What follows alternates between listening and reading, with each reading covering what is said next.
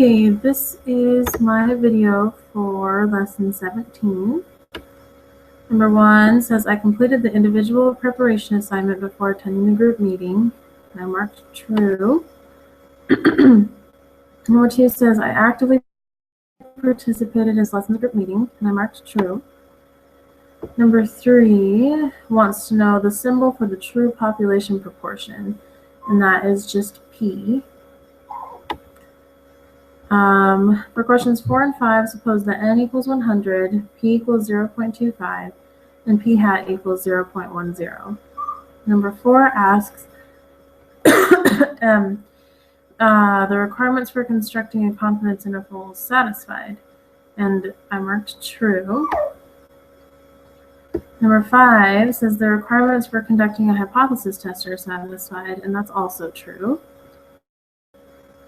Number 6 so it says a study of first-degree murder trials was conducted in another state.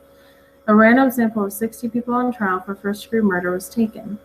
Of these, 45 defendants were found guilty. Use this information for questions 6 through 8.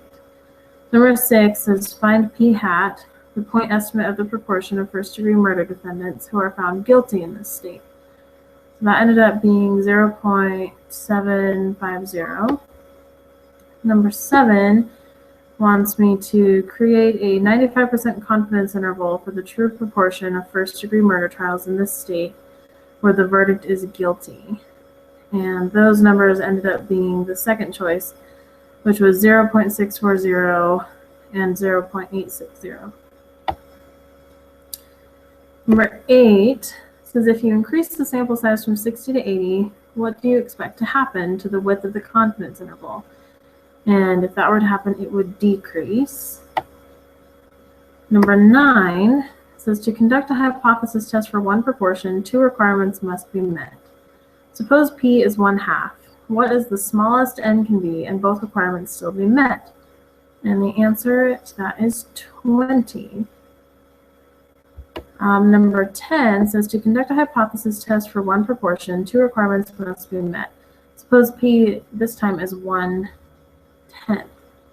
So what is the smallest n can be and both requirements still be met? And the answer to that is 100. Then it says for questions 11 through 16, use the following information.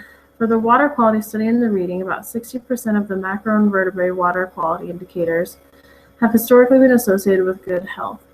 The researchers suspect that water quality in the area has decreased.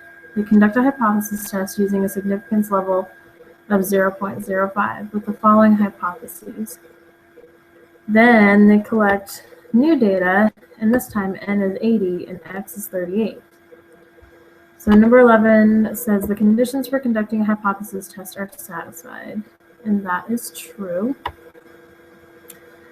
Number 12 wants to know what p hat is. That is 0.475. And then 13 wants the test statistic, which is z, and it was -2.282. 14 says, what is the p-value for this test? And that was 0.011. 15, what is the decision for this test? And since the p-value was less than the alpha, we would reject the null. And then 16 wants to know which of the following best summarizes the conclusion of this test. And that would be that there is sufficient evidence to conclude that water quality in the area has decreased. So that is my lesson 17.